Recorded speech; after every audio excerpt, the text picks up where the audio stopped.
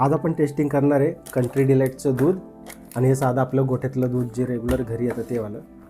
ते कंट्री डिलाईटचं दूध चालू करण्याचं कारण होतं की आपल्याकडं गोठ्यातलं दूध घरपोच येत नाही, तर त्यासाठी आपण एक कंट्री डिलाईटचं दूध आणलेलं आहे. याच्यामध्ये टेस्टिंग किट पण येतं. तर आता आपल्याकडे एकच आहे, त्यामुळं आपण आता याचे 2 पार्ट करणार आहोत. तर याला 4 पद्धतीने टेस्ट करायचं इथं दिलेलं आहे टेस्टिंग किट. याच्यामध्ये डिटर्जंट, हायड्रोजन पेरॉक्साईड, युरिया आणि बोरिक ॲसिडचं प्रमाण किती आहे ते कळतं. जर मिसळ असेल तर आपण ह्याला 2 याच्यामध्ये कापून घेऊ, म्हणजे आपल्याला टेस्ट करायला दोन्ही पण सोपे जातील. तर आपण 2 वेगळे केलं. आता ह्याच्यामध्ये काय करू, आपण कंट्री डिलाईटचं दूध घेऊ इकडं आणि इकडं साधंवालं दूध घेऊ.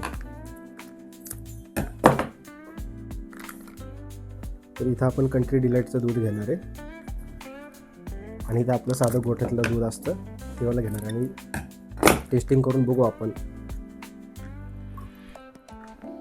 कोणतं दूध चांगलं आहे. रंग बघितला तर हे दूध जरा थोडंसं मला जास्त पांढरं वाटतं आणि हे जर बघितलं तर बघा, दाखवा, हे कंट्री डिलाईटचं थोडंसं जास्त पांढरं वाटतं, हे थोडंसं पिवळसर थोडंसं वाटतंय मला. आता ह्या ड्रॉपरने आपण टेस्ट करूया.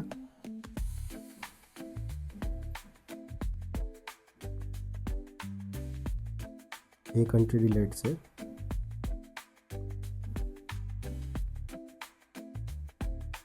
याचा रंग वगैरे चेंज होते का ते बघू आपण.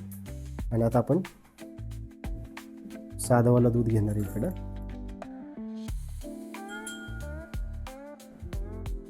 साधं दूध आपण गोठ्यातलं खूप दिवसापासून वापरतोय.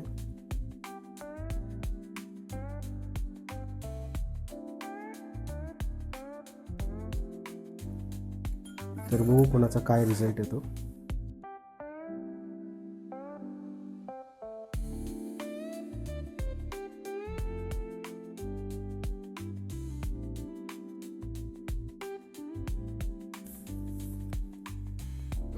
काय फरक वाटतं बघा दोघांच्यात.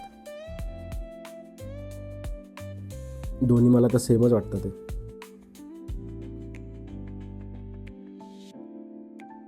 म्हणजे आपण ते इतके दिवस दूध पितोय ते पण चांगलंच आहे.